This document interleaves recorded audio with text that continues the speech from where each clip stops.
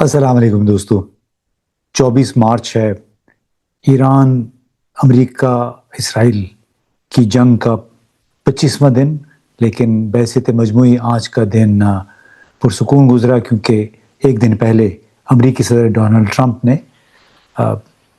पस पर्दा मुज़ाकरात की बात की थी और ऐलान किया था कि वो 5 दिन के लिए वक़्फ़ा कर रहे हैं। तो उन्होंने तमाम अपने महकमा दिफ़ा को हमले करने से मना कर दिया है। इसकी असल वजह क्या है? क्या वो महज़ बैन-अक़वामी तेल की मंडियों पे असरअंदाज़ होना चाहते थे या इसके पीछे कोई नई चाल है? क्योंकि इस वक़्त डोनाल्ड ट्रंप पे अब कोई भी एतबार करने को तैयार नहीं है और ऐसा लगता है कि कोई चाल जिसमें इसराइल को ज़्यादा फैसिलिटेट किए जाने की तवक्को है। बहरहाल अभी 4 दिन और रहते हैं, देखते हैं ये कब तक खामोशी रहती है। ईरान के सफारतखाने ने इस्लामाबाद में अपने एक बयान में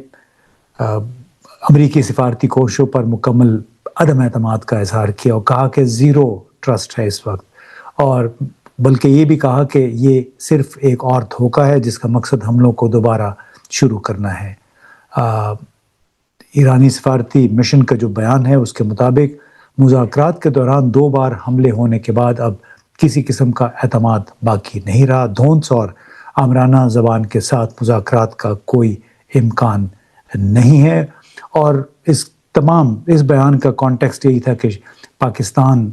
में शायद ये मुज़ाकरात हों ईरान और अमेरिका के दरमियान, लेकिन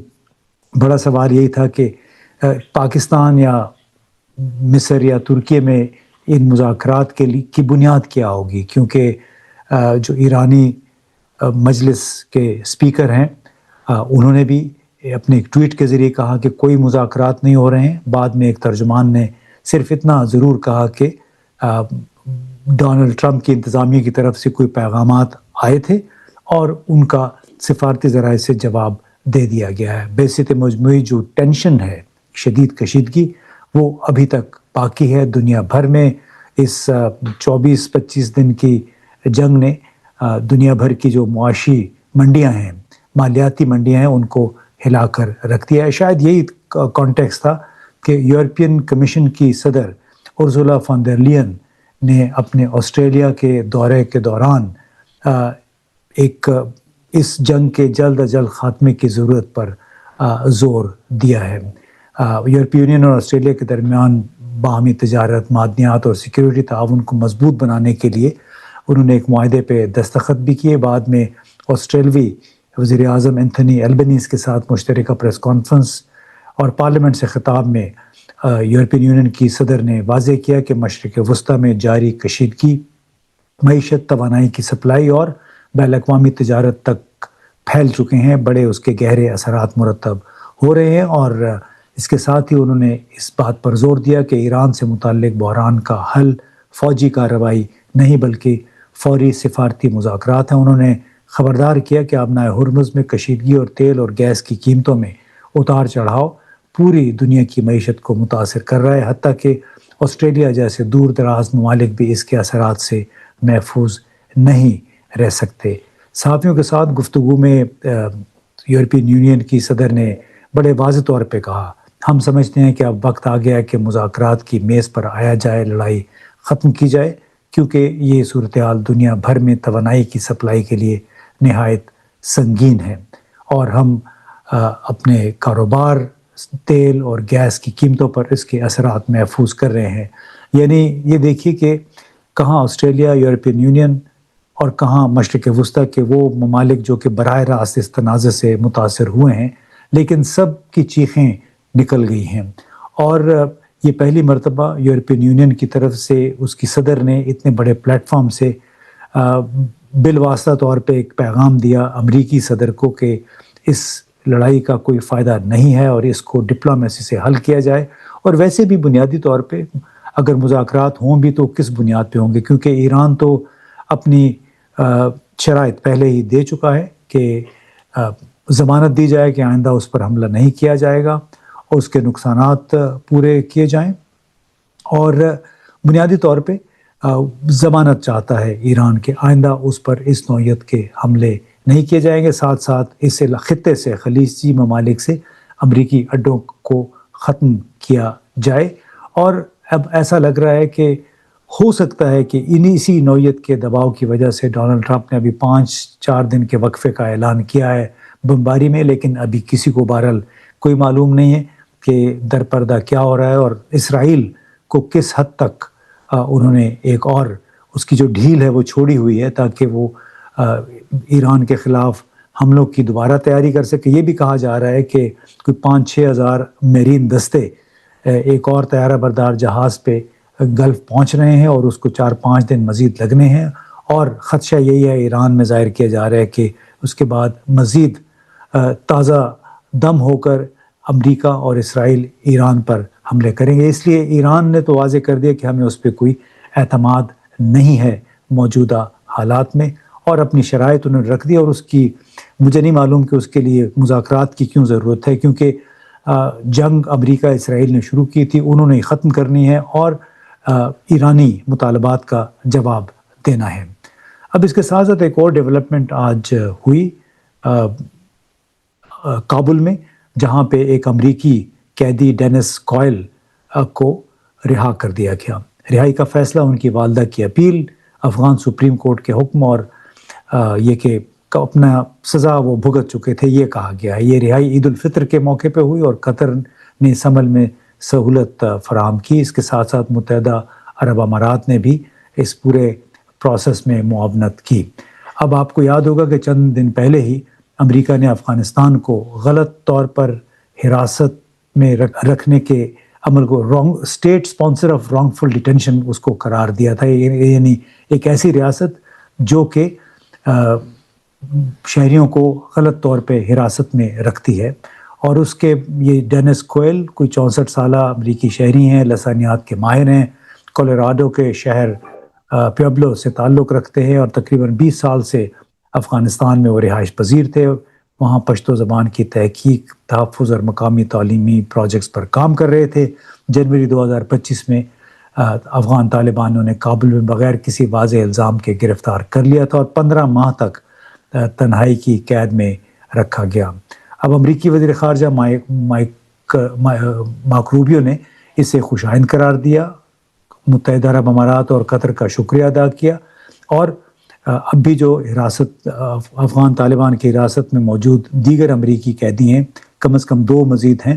ان کی فوری رہائی کا بھی مطالبہ کیا ہے، اور یہ کہا کہ وہ فوری طور پر ان قابل نفرت ہتھ کنڈوں، یعنی اب دوسرے ملکوں کے شہریوں کو یرغمال بنا کر انہیں پھر سفارتی مقاصد کے لیے استعمال کرنا بند کر دیں۔ جیسے میں نے پہلے کہا، کچھ ہی دن پہلے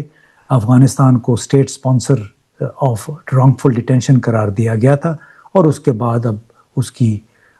ڈینس کوئل کی رہائی عمل میں آ گئی ہے۔ اب اس کے بعد 2 اور قیدی ابھی رہتے ہیں، پاول اووربی اور پولینیسس جیکسن۔ اسی حوالے سے جو وائٹ ہاؤس میں deputy assistant to the president جو ہیں اور سینئر ڈائریکٹر بھی ہیں counter terrorism national security council, Sebastian Gorka, انہوں نے ایک ٹویٹ کے ذریعے پوری صورتحال کا احاطہ کیا اور کہا کہ آج سے 1 سال پہلے جارج گلسمن کو صدر ڈونلڈ ٹرمپ نے طالبان کی تحویل سے آزاد کرایا، اور یہ گلسمن ڈیلٹا ایئر لائنز کے میکینک کی نوکری سے چھٹی لے کر افغانستان کی ثقافت اور تاریخ کی سیر کرنے کے لیے گئے تھے، اور وہاں پہ طالبان نے ان کو پھر ایک گرفتار کر لیا اور کوئی 836 دن تک وہ قید میں رہے۔ اور اب جو سیباسٹین گورکا ہیں، انہوں نے آگے مزید لکھا کہ 11 دن پہلے مارکو روبیو نے افغانستان کو غلط طریقے سے حراست کے اسٹیٹ اسپانسر کے طور پہ نامزد کیا، اور جو کہ طالبان رجیم کے لیے ایک وارننگ شاٹ تھا۔ ہم یرغمال ڈپلومیسی کی اس شیطانی عمل کو برداشت نہیں کریں گے، اور ساتھ میں کہا کہ کابل آپ کو پہلے بھی خبردار کیا جا چکا ہے۔ اور بعثت مجموعی اب کم از کم 2 افراد اور رہ گئے ہیں، تیسرے کا معلوم نہیں ہے کہ وہ زندہ بھی ہیں یا نہیں۔ البتہ افغان طالبان سے یہ توقع ضرور ہے کہ وہ اب ایک نارمل ریاست کے طور پہ خود کو کنڈکٹ کریں، چاہے وہ حقوق انسانی کا تعلق ہے یا غیر ملکی شہری جو کہ ان کی قید میں ہیں ان کے حوالے سے، اور یا پھر دہشت گرد گروہ جو کہ افغانستان میں رہ رہے ہیں۔ اب اسی تناظر میں ایک گلوبل ٹیررزم انڈیکس کی تازہ رپورٹ آئی ہے، کوئی institute for piece and economics ہے، اس کی رپورٹ کے مطابق دنیا کے 163 ممالک میں سے پاکستان سر فہرست ہے۔ پاکستان کی جو رینکنگ ہے 2024 میں دوسرے نمبر پہ تھی اور 2025 کے لیے وہ پہلے نمبر پر آ گیا ہے، اور اس کی بنیادی وجوہات اس رپورٹ میں بتائی گئی ہیں کہ ٹی ٹی پی کی دہشت گردانہ سرگرمیاں، افغانستان سے ملکہ سرحدی علاقوں میں شدت پسند گروہوں کی پناہ گاہیں، بلوچستان میں علیحدگی پسند تنظیموں کے حملے اور سیکیورٹی فورسز اور تنصیبات کو نشانہ بنانے کے واقعات۔ اور اس رپورٹ میں جو گلوبل ٹیررزم انڈیکس کی رپورٹ ہے، کہا گیا ہے کہ پاکستان میں دہشت گردی کی بحالی، علاقائی عدم استحکام، خاص طور پر افغانستان کی صورتحال سے جڑی ہوئی ہے۔ تو یہی باتیں پاکستان کی حکومت بھی کہتی رہی ہے، اور اسی وجہ سے دونوں ملکوں کے درمیان جنگ بھی شروع ہوئی۔ پاکستان نے جو دہشت گردوں کے ٹھکانے ہیں افغانستان کے مختلف علاقوں میں، پکتیکا، ارزگان میں،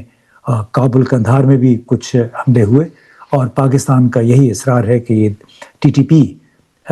نے یہاں پہ پناہ لے رکھی ہے، اور وہیں سے یہ اپنی منصوبہ بندی کرتے ہیں پاکستان میں دہشت گردی کے واقعات میں۔ تو جو گلوبل ٹیررزم انڈیکس میں بھی رپورٹ ہے وہ انہی حقائق کی نشاندہی کرتی ہے جن کی طرف پاکستان، چین، روس، ازبکستان اور اقوام متحدہ کی سیکورٹی کونسل نے اشارہ کیا ہے کہ یہاں پہ دہشت گرد گروہ ہیں جنہوں نے پناہ لے رکھی ہے، چھپے ہوئے ہیں، اور وہ پھر مختلف پڑوسی ممالک کے لیے خطرہ بنے ہوئے ہیں۔